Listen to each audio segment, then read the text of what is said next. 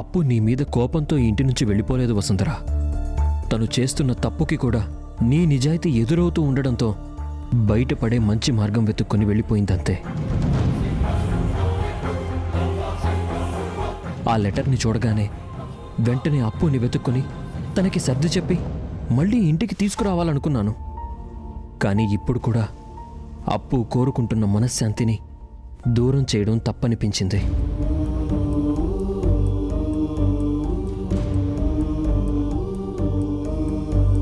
Aparna madam గారు ఎంత మంచివారో నాకు కూడా తెలుసు సార్. అలాంటి గొప్ప మనిషి నా కారణం చేత తనకు సర్వస్వమైన మిమ్మల్ని ఈ ఇంటిని వదిలేసుకుని వెళ్ళిపోయిందంటే సుఖంగా గాని సంతోషంగా గాని ఉంటారని నాకు అనిపించటం లేదు. నాకు బాధ ఆగడం లేదు. దీన్ని ఏమంటారు సార్?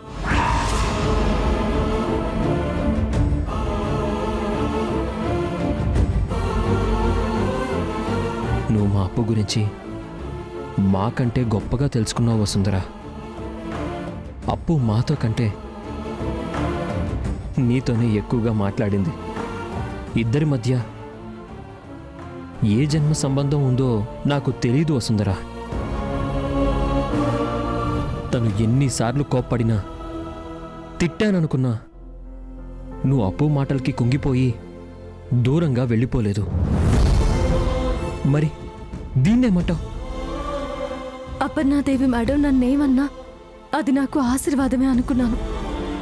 ఏం చేసినా అది ఆవిడ నాకు చేసిన సహాయమే అనుకున్నాను. ఆవిడతో నాకున్న బంధం మాత్రమే నా మనసులో దాచుకున్నాను. ఇది చాలు కదా వసుంధర, నీ గురించి అప్పుకి పూర్తిగా తెలియడానికి.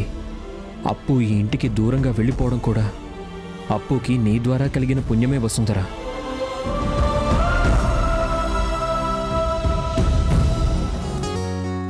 ఏంటి శ్రీవారు, ఎక్కడికి రెడీ అవుతున్నారు? మీరేంటి శ్రీమతి గారు అంత కొత్తగా అడుగుతున్నారు? నేను ఆఫీస్కి వెళ్ళడానికి రెడీ అవుతున్నాను. నిన్నే కదా శ్రీవారు మీరు క్యాంప్ నుంచి తిరిగి వచ్చింది. ఒక 4 రోజులైనా రెస్ట్ తీసుకోకముందే ఆఫీస్కి వెళ్ళిపోతారా?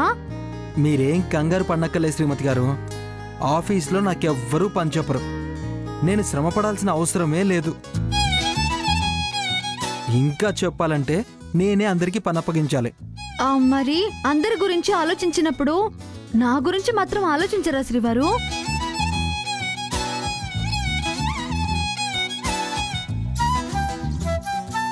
ఏంటి శ్రీమతి గారు మీరు అంటుంది?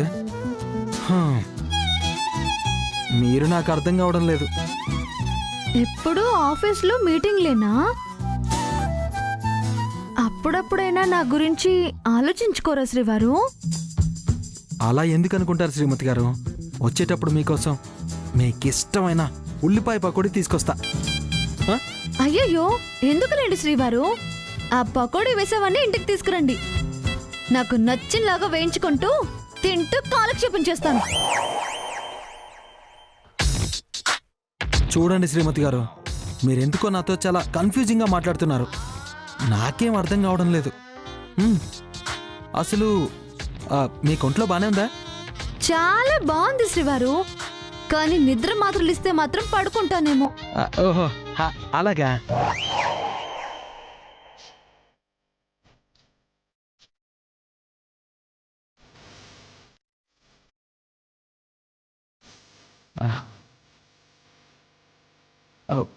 మీరు చెప్పాలనుకుంటుందేదో సూటిగా చెప్పండి శ్రీమతి గారు. నాకు ఇంట్లో ఒక్కదాన్నే ఉండి ఉండి బోర్ కొడుతుంది. అక్క కూడా ఆఫీస్కి వెళ్ళిపోతుంది. నన్ను పలకరించే వాళ్ళు గాని నాతో పని కట్టుకుని మాట్లాడేవాళ్ళు గాని ఎవ్వరూ లేక చాలా బోర్ కొడుతుంది శ్రీవారు. అందుకే మీరు నాతో పాటు ఈ 4 రోజులు జాలీగా స్పెండ్ చేస్తే నేను మళ్ళీ మామూలు మనిషిని అవుతానేమోనని నాకు అనిపిస్తుంది. సారీ శ్రీమతి గారు, ఇప్పుడిప్పుడే ఆఫీస్ మళ్ళీ గాడిలో పడి అంతా సవ్యంగా సర్దుకుంటుంది. ఇప్పుడు గనక మనం ఏమాత్రం అజాగ్రత్తగా ఉన్నా మనకు ఎదురు దెబ్బ తగులుతుంది. అందుకే ఇలాంటి ప్లాన్స్ మరెప్పుడైనా వీలున్నప్పుడు పెట్టుకుందాం.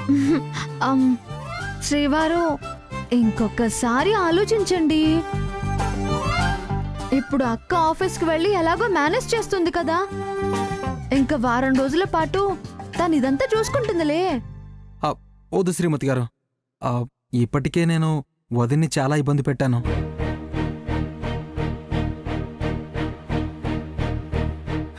వసుంధర వదిన ఇప్పటికే ఎంతో కష్టపడుతున్నారు. ఇప్పుడు నా సహాయం వదినకు అవసరం.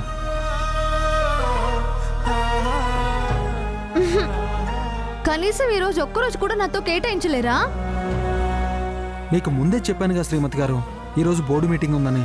నేను తప్పకుండా అటెండ్ అవ్వాలి. మీరేం దిగులు పడకుండా హ్యాపీగా అమ్మతోనూ అత్తయ్యతోనూ స్పెండ్ చేయండి.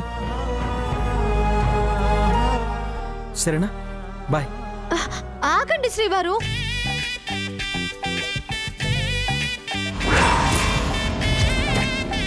మళ్ళీ ఏంటి శ్రీమతి గారు? అదేంటంటే శ్రీవారు, బోర్డు మీటింగ్ లో మీ బదులుగా మీ స్థానంలో వంశీ సార్ని పంపించొచ్చు కదా. శ్రీమతి గారు ఎంత మాట అన్నారు? అన్నయ్య ఆఫీస్కా? సమయానికి నాన్నమ్మ ఇంట్లో లేదు కానీ ఉండుంటే ఇంకేమైనా ఉందా? ఏం చేశారు శ్రీవారు? చూడండి శ్రీమతి గారు, వసుంధర గారు అన్నయ్య జీవితంలోకి వచ్చేంత వరకు అన్నయ్యకి పై ఫ్లోర్ మెట్లెక్కడం కూడా ఇష్టం ఉండేది కాదు. అందుకనే మా నాన్నమ్మ తనకి ఇష్టం లేనిది ఏది ఉండకూడదని ఈ ఇంటినే పూర్తిగా మార్చేసింది. అది మా నాన్నమ్మ కెపాసిటీ. అంతేకాదు, అన్నయ్యని ఇంట్లో వాళ్ళందరూ జాగ్రత్తగా చూసుకోవాలని కండిషన్ కూడా తనే పెట్టింది. అందుకే అన్నయ్య బాధ్యత మన మీద ఉంది.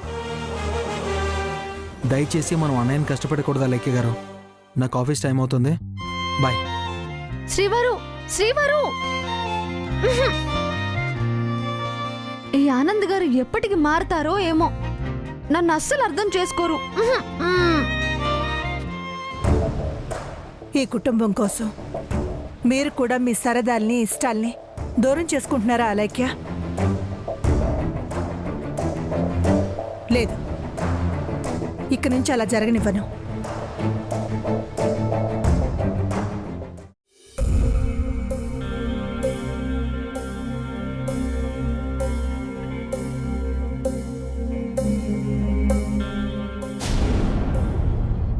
అమ్మా వసుంధరా,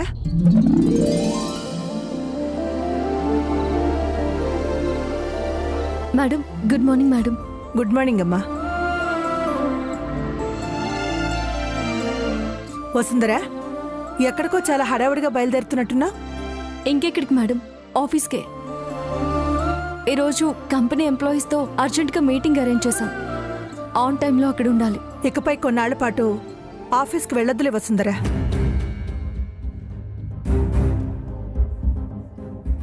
నువ్వు విన్నది నిజమే వసుంధరా. కొన్నాళ్ల పాటు ఇక్కడే ఉండి చక్కదిద్దాల్సిన బాధ్యతలు చాలా ఉన్నాయి. ఏమైంది మేడం? కంపెనీలో నా వల్ల ఏదైనా పొరపాటు జరిగిందా? లేదంటే ఎవరైనా నా మీద కంప్లైంట్ చేశారా? చచ్చా, అలాంటిదేం లేదమ్మా. నువ్వు అడుగు పెట్టాకే భవిష్యత్తు కొత్త రూపం వచ్చిందని అందరూ అంటున్నారు. కంపెనీని ఇంకో స్థాయికి తీసుకువెళ్తావని అందరూ నమ్మకంగా కూడా ఉన్నారు. మరెందుకు మేడం?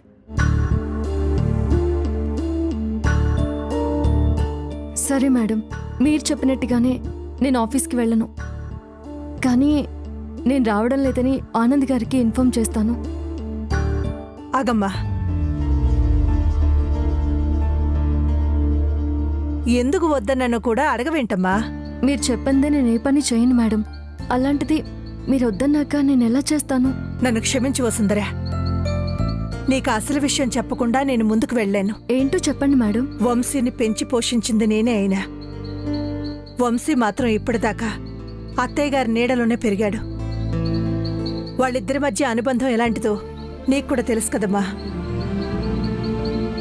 అత్తయ్య గారి వంశీని గారాబంగా పెంచడం వల్ల వంశీకి దేని మీద బాధ్యత లేకుండా పోయింది. ఎప్పటికైనా వీటన్నిటికీ వంశీయే వారసుడిగా ఉండాలని అత్తయ్య గారు కోరుకునేవారు. కానీ వంశీ నిన్ను పెళ్లి చేసుకున్నాక దేని మీద ఆశపడలేదు. పూర్తిగా మారిపోయాడు. ఎంతసేపు స్నేహితులు వాళ్ళు వీళ్ళు అంటూ బయట ఎక్కువ గడుపుతున్నాడు. వంశీ పనిలో పడితే బాగుంటుందని అనుకుంటున్నాను వసుంధరా. వంశీ సార్ చాలా తెలివైన వారు మేడం. ఆయన శ్రమ పడకుండానే కంపెనీ స్థితిగతులను మార్చేయగలరు. ఇక బాధ్యతల విషయానికి వస్తే అపర్ణ మేడం ఏ బాధ్యతని వంశీ సార్కి అప్పగించకపోవడంతో వంశీ సార్ ఏ బాధ్యత తీసుకోలేకపోయారు. అయినా ఇప్పుడు వంశీ సార్ ఆఫీస్కి వచ్చేంత అవసరం ఏమొచ్చింది? నేను ఆనంద్ గారు హ్యాండిల్ చేయగలం. నిజమేనమ్మా, వంశీ పూర్తిగా మారిపోయాడని మనకు మాత్రమే తెలుసు. అందరికీ తనేంటో తెలియాలంటే మనిషిగా మారిన వంశీ ఆఫీస్కి వెళ్లాల్సిందే. చెప్పు వసుంధరా, నువ్వేమంటావు? మీరు చెప్తుంటే నాకు పూర్తిగా అర్థమైంది మేడం. వంశీ సార్ని ఈ విషయంలో ఒప్పించడానికి ప్రయత్నిస్తాను. నువ్వు ఈ విషయంలో కష్టపడాల్సిన అవసరం లేదు వసుంధరా. నువ్వు తన ముందుకు వెళ్ళగానే వాడే అర్థం చేసుకుంటాడు. ఇంకొక మాట వసుంధరా, వంశీ ఒప్పుకున్నా నువ్వు ఇంటి పట్టునే ఉండాల్సిన అవసరం లేదు. నువ్వు మళ్ళీ ఆఫీస్కి వెళ్ళొచ్చు. మిగతాదంతా నేను చూసుకుంటాను. సరే మేడం, మీరు చెప్పినట్టుగానే జరుగుతుంది. ఒకసారి పూజ గదికి వెళ్ళి అంతా సవ్యంగా జరగాలని కోరుకుందాం. అలాగేనమ్మా, పద.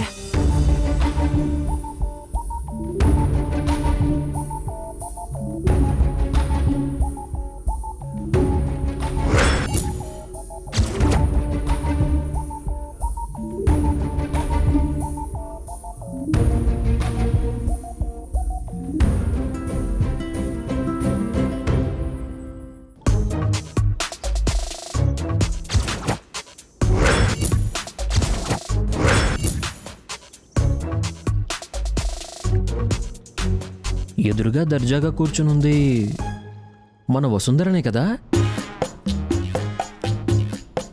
అమ్మో, అమ్మోరులా కూర్చునుంది మన వసుంధరనే. ఆఫీస్కి వెళ్ళే టైం అయినా ఇంకా సోఫాలో సీరియస్గా కూర్చునుందంటే ఇప్పుడు నన్ను పిలిచి క్లాస్ పీకుతుందేమో. ఎందుకు వచ్చిన గొడవలే, సైలెంట్గా మన రూమ్లోకి మనం వెళ్ళిపోవడం మంచిది. Vamsi sir, good morning Vasu. ఏంటి ఇంకా ఆఫీస్కి వెళ్ళలేదా? నా సంగతి పక్కన పెట్టండి. మీరేంటి నన్ను చూసి కూడా చూడనట్టు మన గది వైపు వెళ్ళిపోతున్నారు? ఇప్పటికే చాలా లేట్ అయింది కదా వసు, మళ్ళీ నిన్నెందుకు డిస్టర్బ్ చేయాలని. అంటే ఏంటి మీరు అంటున్నది? అంటే నీ గురించి కాదు వసు, జాగింగ్ నుంచి లేట్గా వచ్చాను కదా, దాని గురించి అంటున్నాను అంతే. మరి ఇప్పుడు గదిలోకి వెళ్ళి ఏం చేస్తారు? ఏముంది వసు, గదిలోకి వెళ్ళగానే ఒక అరగంటలో ఫ్రెష్ అయ్యి ఈల వేసుకుంటూ హ్యాపీగా మెట్ల మీద నుంచి దిగుతూ ఉండగానే మన వంట మనిషి లక్ష్మి వేడి వేడి టిఫిన్ రెడీ చేసి పెడుతుంది. ఆ టిఫిన్ లాగించి న్యూస్ పేపర్ చదువుతాను. మరి ఆఫీస్కి వెళ్ళగానే మేమేం చేస్తామో మీకు తెలుసా సార్? మీరేం చేస్తారో నాకెలా తెలుస్తుంది వసు? ఆఫీస్కి వెళ్ళగానే కప్ కాఫీ కూడా తాగకుండా కాన్ఫరెన్స్ మీటింగ్లు అటెండ్ అవుతాం. 3 గంటల సేపు అందులోనే కంపెనీ అసైన్మెంట్స్ గురించి డిస్కస్ చేస్తాం. మరి ఆ 3 గంటల సేపు మీరేం చేయగలరో చెప్పగలరా? చూస్తుంటే వసు నాకు క్లాస్ పీకుతున్నట్టు లేదు, నా గురించి క్లారిటీ తెచ్చుకుంటుందనుకుంటా. చెప్పండి వంశీ సార్. అంటే అది అప్పుడు న్యూస్ పేపర్ చూస్తూ ఉండగా మధ్యలో ఎక్కడైనా బోర్ కొడితే ఆ 2.5 గంటలు నిద్రపోతాను వసుంధరా. మరి నిద్ర లేచాక ఏం చేస్తారో? మన లేకే ఉంది కదా వసు, నేను నిద్ర లేచేసరికి లైట్గా స్నాక్స్ అవి అరేంజ్ చేసి పెడుతుంది, వాటినో పట్టుబట్టి ఎంత టీ తాగుతాను. మరి మేము ఆ టైంలో ఏం చేస్తామో మీకు తెలుసా సార్?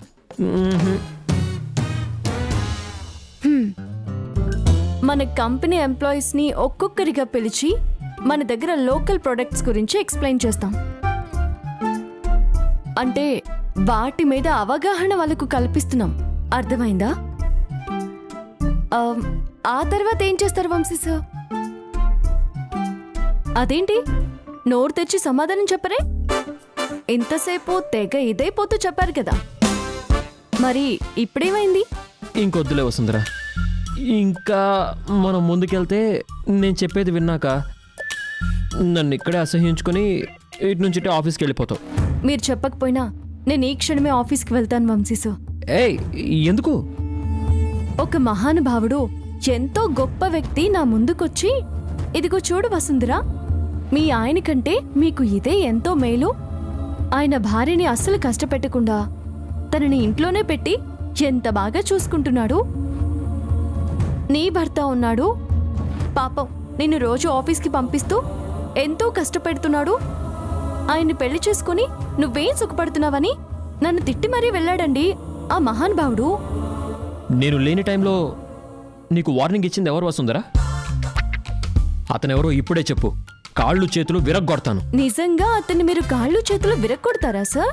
అడ్రస్ కూడా అవసరం లేదు వసుంధరా, పేరు చెప్పు చాలు, మిగతాదంతా నేను చూసుకుంటాను. ఎవరతను? అతనెవరో కాదు వంశీ సార్, మన కుటుంబానికి ఎప్పుడూ శ్రీరామ రక్షగా ఉండే ఆ శ్రీరామచంద్రుడే నా కలలోకొచ్చి ఇలా చెప్పాడు.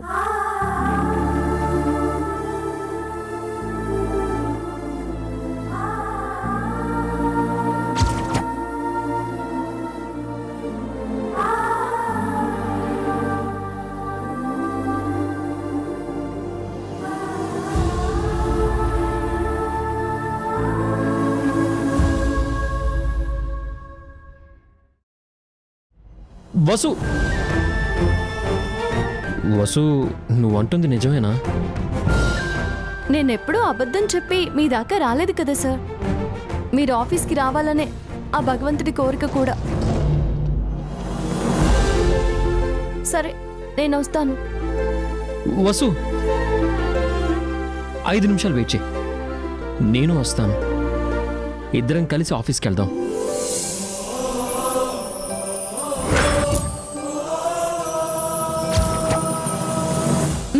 అలాగే వంశీ సార్.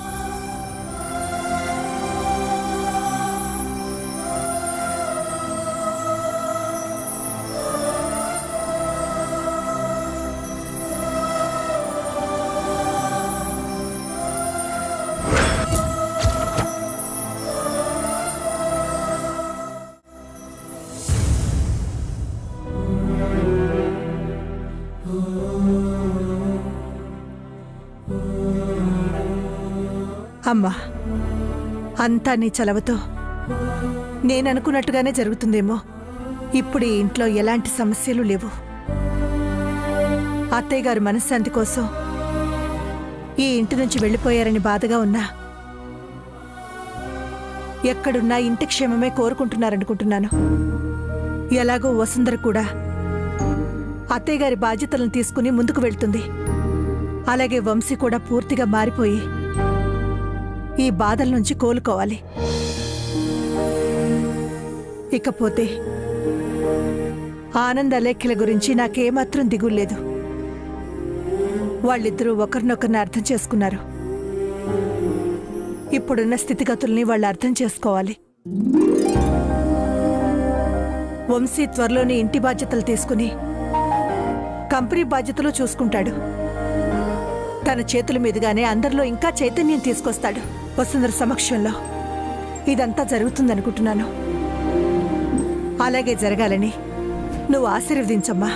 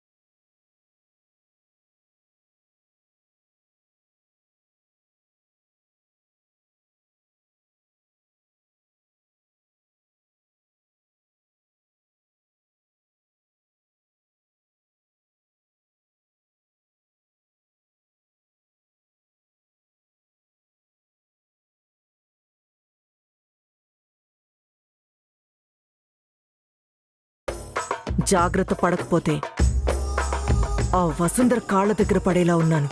అలా అని దాని మీద పగని మాత్రం తీర్చుకోకుండా వదిలిపెట్టను. ఇంతకీ జోగేంద్రగడు ఎక్కడ చచ్చాడు? వాడి వల్లే ఇదంతా. ఒక్కసారి కూడా వసుంధర్ని ఎత్తుకెళ్ళి పెళ్లి చేసుకోలేకపోయాడు. మగాడని ఎప్పుడు నిరూపించుకుంటాడు ఈ వెధవ? వీళ్ళని నమ్ముకొని కళ్ళు మూసుకొని పడుండడం కంటే ఆ వసుంధర కాళ్ళు పట్టుకొని కన్నీళ్లు పెట్టుకుని వసుంధర్ని బతిమిలాడినా ఈ పాటికి ఇంట్లో నుంచి వెళ్ళిపోయేది. ఛ! ఈ కొద్దిపాటి ఆలోచన నాకు రాకపోయింది. ఇప్పటికైనా ఏం పెద్దగా మించిపోలేదు. అందర్నీ మోసం చేసైనా ఇంటిని కంపెనీని నా చేతుల్లోకి తెచ్చుకోవాలి. చూస్తా ఆ వసుంధర అంతేంటో తేలుస్తా.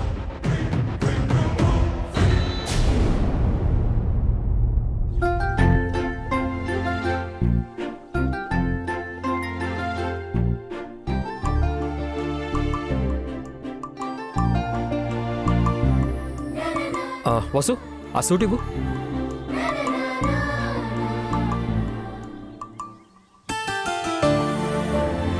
ఏంటి వంశీ సార్, తల అలా దూకున్నారేంటి?